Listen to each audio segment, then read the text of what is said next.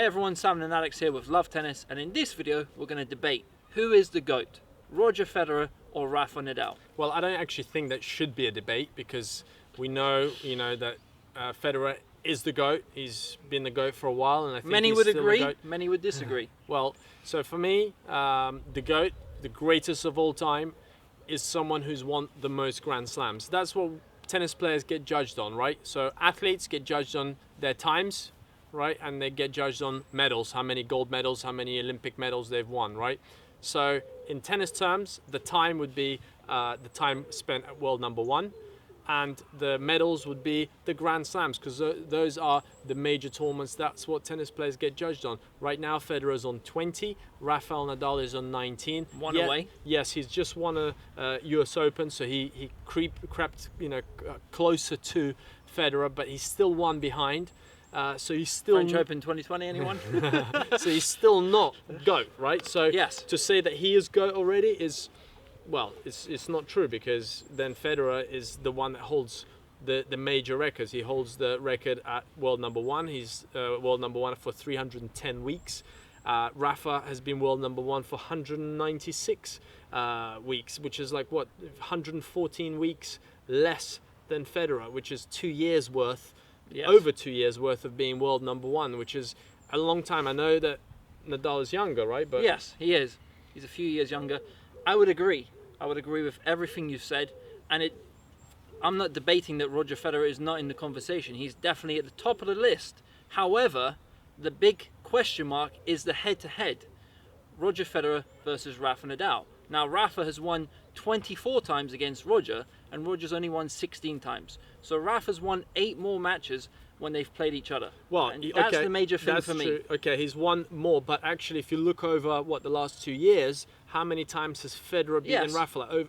Like since Australian Open 2017, he's won 6 out of the 7 matches that they played against each other, and the only match he lost was against him at the French Open in the Yes. semi-final. So He's covered a lot of ground in the last 2 years. yeah, so 100%. So to say that Nadal is now the greatest of all time because of head-to-head, well, why don't you look at the recent head-to-head where actually Federer is now starting to beat him more and more. So he's almost like figured out how to beat Nadal, and he's got him now.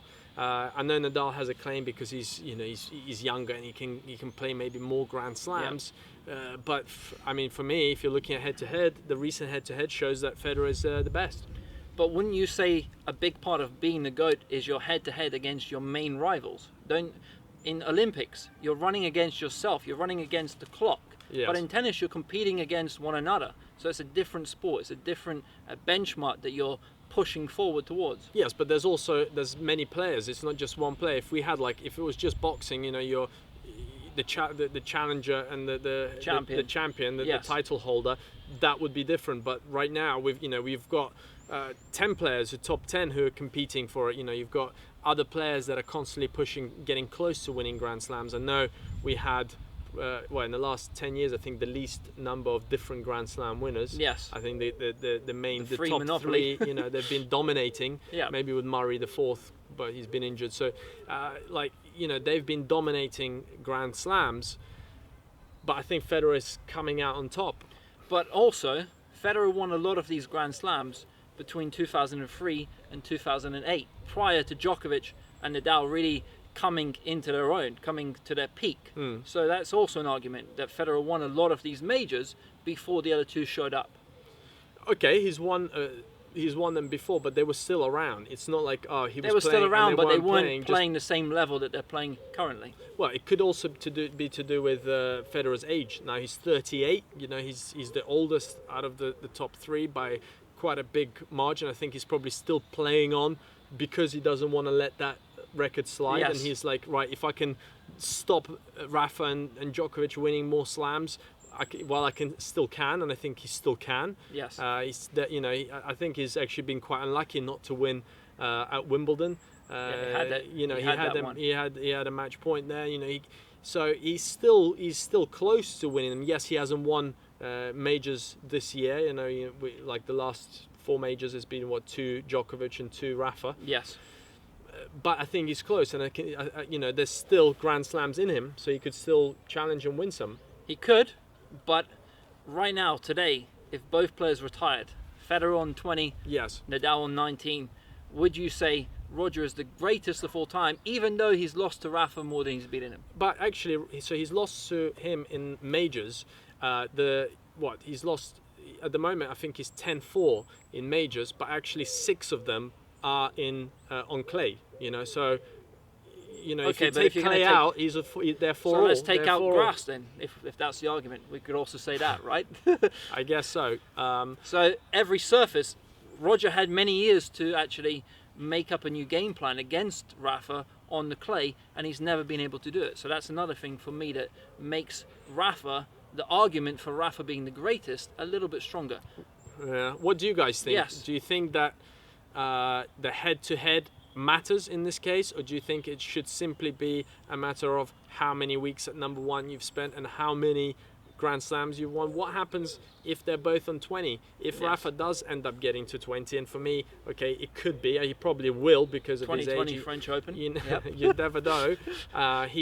But then also Rafa's he gets injured a lot more often. Like he's missed many slams. Yeah, Yes. Rafa's missed 14 slams, and you could perhaps even use that as a had he played shoulda, coulda, woulda, had he played more Grand Slams, he would have had a chance to win them. But he didn't, And then on Roger's side, you could also say Roger's game style allows him to stay injury-free, and Rafa's game style always kind of hinders his game because he's so physical. Yes. Injuries are more likely to creep in. Yeah, so perhaps the greatest of all time should also have the greatest technique of all time and the greatest, the least chance of injury of all Yes. time. So the fact that he can still keep going at this level till 38, shows that he's doing something right. What do you guys think? Who is the greatest? Leave a comment down below. We'd love to hear what you think. And tell us, how do you weigh it up? Do you weigh it up with the slams? Do you weigh it up weeks at number one? And is Djokovic part of this conversation as well? Oh, don't even get into that debate. That's a separate That'll be video. part 2. So guys, if you enjoyed this video, press the like button. I hope you got involved in a discussion under this video. Leave a comment, let us know. We do check them, we do reply as much as we can. Hopefully we can get some good discussions and actually once and no for fighting. all, No fighting in the comments, once guys. and for all, I want to get to the bottom of this, and once and for all I want us to get a definitive answer. So if you think you've got a good case, perhaps there's a stat that we haven't even thought of, you can put that down. If you're an ultimate Federer or Nadal fan and you know something that we don't or we haven't discussed, you can mention it. It'd be interesting to see what you guys think. Yep. But do leave a comment, press the like button, press the notification button as well. That will allow you to know when we release more videos, like more discussions like this, where we'll kind of try and become a little bit more interactive with our channel. And so hope to see you soon, and all the best.